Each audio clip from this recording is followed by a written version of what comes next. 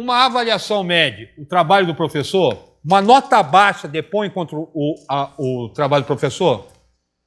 Pode depor. Pode.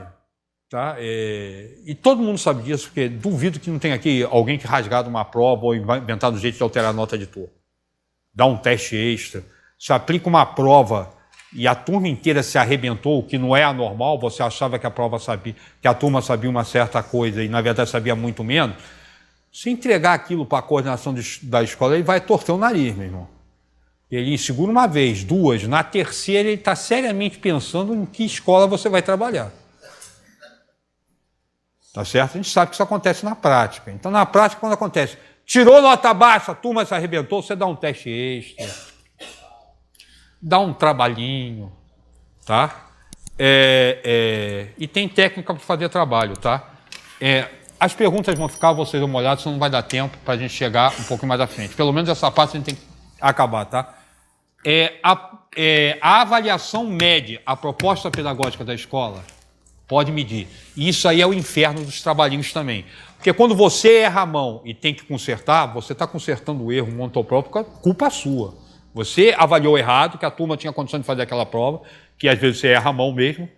Quantas vezes aqui, todo mundo já passou por fazer uma questão, essa questão é ridícula, todo mundo erra. Tá? Pô, essa questão ficou maneirinha, vai ser o bicho para resolver, todo mundo acerta. Tá? Então, o que é difícil, o que é fácil, a gente erra. Já falei, eu me considero humano, errei, a gente tem que consertar isso, tenta. Mas às vezes o cara pega uma escola, pessoas que estão saindo do trabalho à noite, tá? Depois de 8 horas de trabalho, levantar às 6 horas da manhã, vão assistir mais 4 horas de termo e o diretor resolve que você tem que preparar o cara para o IMITA.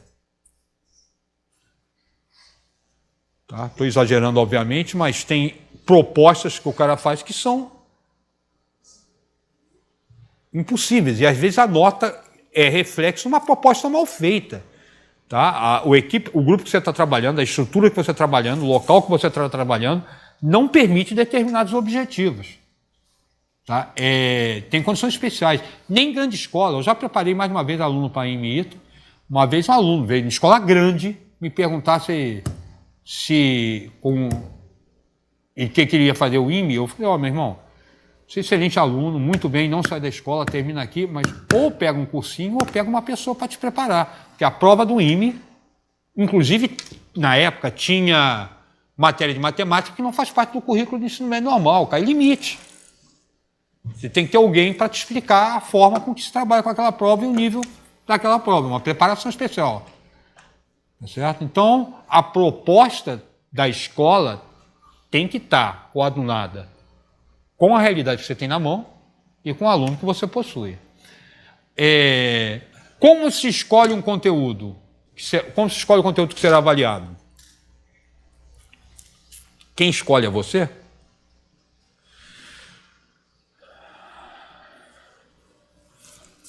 Na verdade, quem coloca a questão na prova é você. E eu acho que quem mais escolhe conteúdo são os concursos.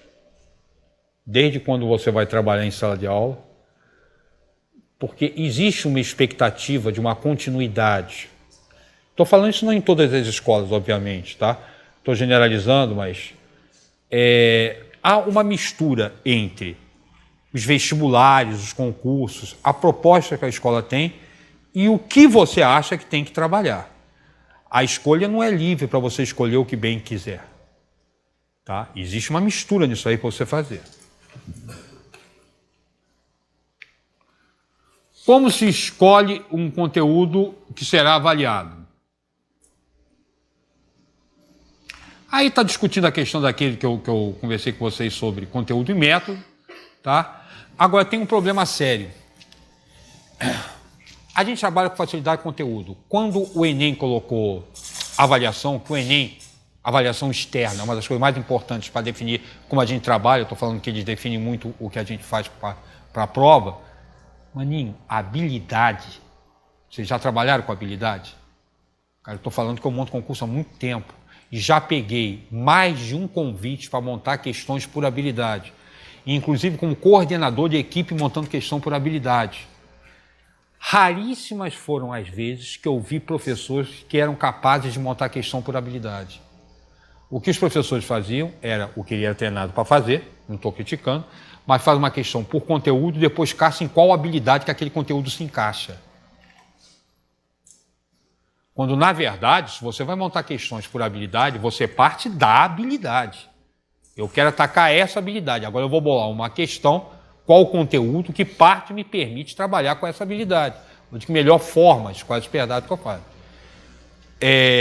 Por que eu estou falando isso? Porque, na verdade, o conteúdo, isso se fala direto, é minha opinião também, ele não é um fim em si. Eu não consigo imaginar que eu trabalhe a equação de segundo grau para que o aluno saiba resolver a equação de segundo grau. Isso tem que ter uma finalidade, cara. Tá? Isso não vai servir para nada na vida dele. Pode ser sincero, para 90% deles não vai mesmo. Só o conteúdo em si não vai. Quem entrar na área técnica, quem entrar, vai. Quem entrar em alguma coisa ligada a isso. Tá certo? Agora, estou dando aula numa escola, estou falando som de fábrica, né? Estou dando aula numa escola, aí eu escuto um garoto cantar. Se entrega, Corisco, eu não me entrego, não. Aí eu parei e falei, onde é que você escutou essa música, cara? Eu escutei essa música no Dragão da Maldade contra o Santo Guerreiro. Você assistiu o Dragão da Maldade contra o Santo Guerreiro? Isso eu estou falando de por volta do ano 2000. Não existia net, não se tinha acesso a esses filmes. Na época não existia, era anterior a isso, estou falando besteira, anterior a isso, porque não tinha DVD, era fita. Um moleque falou, não só assistir o Deus e o Diabo na Terra, o Dragão da Maldade como Santo Guerreiro, como tem Deus e o Diabo na Terra do Sol, Terra em Trânsito. O moleque sabia uma enormidade de cinema. Começou a me dar fita, me dar filme, análises de filme. Ele começou a me ensinar cinema. E era uma porcaria em matemática. Ele era muito ruim. Muito ruim. Aí, no conselho de classe, eu chamei a atenção, das duas umas. Ou a gente convida esse garoto para terminar o ensino médio em outra escola, propõe, chama o pai e conversa, ou nós vamos ter que avaliar esse garoto de forma diferente. Por quê? Porque esse garoto não vai fazer nada com equações polinomiais. O futuro dele já está definido no cinema. O pai dele, inclusive, era ligado ao cinema. Tá? Por isso que ele tinha esse contato. Eu estou falando pelo seguinte, o fim do nosso trabalho, eu pelo menos não entendo, não pode ser exclusivamente conteúdo. O conteúdo tem que ser um meio para alguma coisa. Aí eu coloco aqui algumas que eu não vou discutir por questão de tempo. Que objetivos são esses que o conteúdo pode ter? O objetivo pode ser explicar os fenômenos observáveis? Sim. Quando a matemática é aplicada na física, na química, tá? No dia a dia, na contextualização. Pode ser construir problemas? Pode. Modelar as coisas a partir de problemas. Pode ser divertir-se com problemas construídos? Sim. Não pode esquecer que a matemática tem um lado lúdico. Sudoku, aquele jogo de matemática, não é? A matemática tem uma brincadeira, um lado de brincadeira, pensa um número de 1 a 10, multiplica por 2, tem toda uma brincadeira de ludismo com matemática que faz parte e é muito usada. Ela tem por objetivo galgar espaço na escala social a partir de uma competência matemática construída. Eu falo que eu escrevo bonito, tá? Bonito, né? Pergunta bonito. Isso é um dos objetivos. Você ganha espaço social na escala social conhecendo matemática. Tá? Justificar as diferenças sociais através dos sucessos e fracassos no sistema educacional. Isso vai ser uma opinião minha. É descarado isso para mim, mas não é declarado. Tá? O sistema educacional justifica. O cara ganha mais, o cara é melhor porque estudou. Não é bem assim, não. Tem um monte de elementos por trás disso aí que não é só o estudo. Não estudou porque não quis, vai com calma. Não é bem assim. Mas isso justifica quem ganha mais, quem ganha menos, estrutura social. Desenvolver a capacidade de fazer inferências e apresentar argumentos? Sim. Tá? Agora, o problema Você avalia esses fins quando avalia o conteúdo? Parte-se do princípio que se o cara conseguiu assimilar um método do conteúdo que a gente deu, ele desenvolveu essas capacidades, esses objetivos não declarados. Eu acho que não tem muita saída nisso aí não, porque você conseguir testar esses objetivos não declarados é bastante complicado. A gente ia ficar maluco fazendo isso. Como se escolhe o conteúdo que será avaliado? É possível cobrar em uma avaliação um único conteúdo? Não. Tá? Nenhuma prova tem um conteúdo só. Tem um período de foco, um conteúdo só. Você manda somar, é outro conteúdo, né, para IPG. Entendeu? Tem um monte de elementos que você usa numa prova que não é só o conteúdo.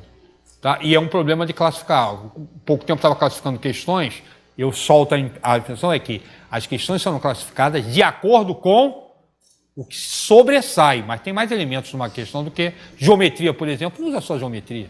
Com frequência você usa álgebra.